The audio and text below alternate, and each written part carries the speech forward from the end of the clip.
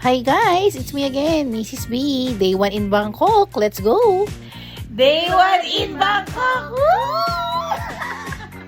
Dahil nga first day namin dito sa Thailand, syempre kakain muna tayo. At in fairness, ang sarap talaga ng pagkain dito sa Thailand.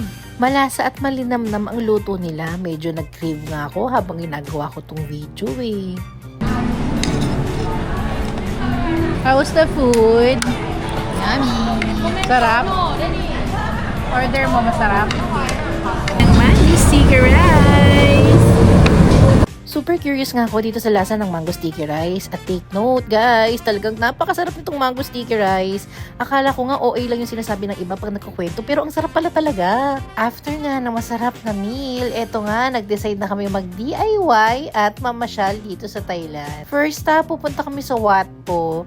So guys, kung tatanungin nyo ako kung paano pumunta sa Wat Po, nag-grab kami kasi super init at hindi na namin kinayang sumakay ng train.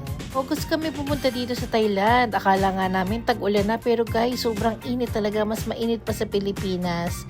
At kung tatanungin nyo naman ako kung anong pinagkaiba ng Thailand sa Pilipinas, halos magkaparehas lang naman, pero syempre mas level up dito sa Thailand at mas madaming temples.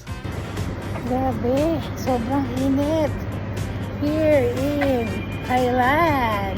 Nandito na kami, Diyos ko, kagad. 300 ang entrance, Wat Pao. 300 baht. So ito, currently, lapot na ang tropa. Init na. Grabe guys, super init. Dapat pag magka-Thailand kayo, short at saka sando. Go! Dito pala sa Wat Po, bawal ang mga naka-short or sleeveless. Kung plano nyo rin pumunta dito, dapat nakapants kayo at t-shirt. Grabe, lala ng init dito. Napasok sa balat. Ano? Na pati panty ko basa. Sabi ni ate, may natulo na daw. Pati sikip niya basa.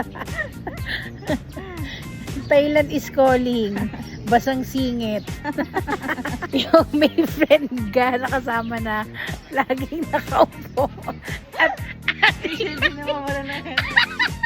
kita ating nagphoto. Tapos puro bird. Diyos ko po. Grabe, init na init talaga kami nung pagpunta namin dyan sa Thailand kasi talagang tirik na tirik ang araw. At tingnan nyo naman, umupo na lang kami dyan, nagpa-chill-chill at nagtawanan. Nagpalipas ang oras.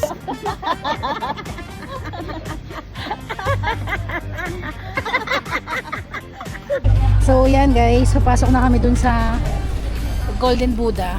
Need mag-upad ng shoes. Kailangan mag-upad. Okay. After nga namin tumambay doon sa labas, pumasok na kami dito sa sikat na sikat at pinupuntahan talaga na Golden Buddha.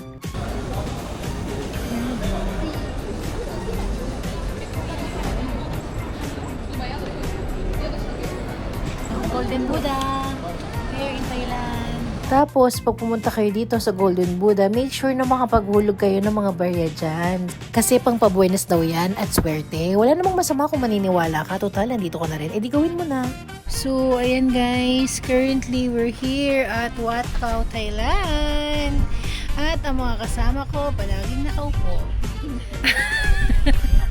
After nga namin sa Wat Po, ito, nag-decide naman kami mag-Tuk-Tuk City Tour. Naku guys, parang tricycle lang to sa Pilipinas. Pero sige, dahil nasa Thailand tayo, subukan na rin natin.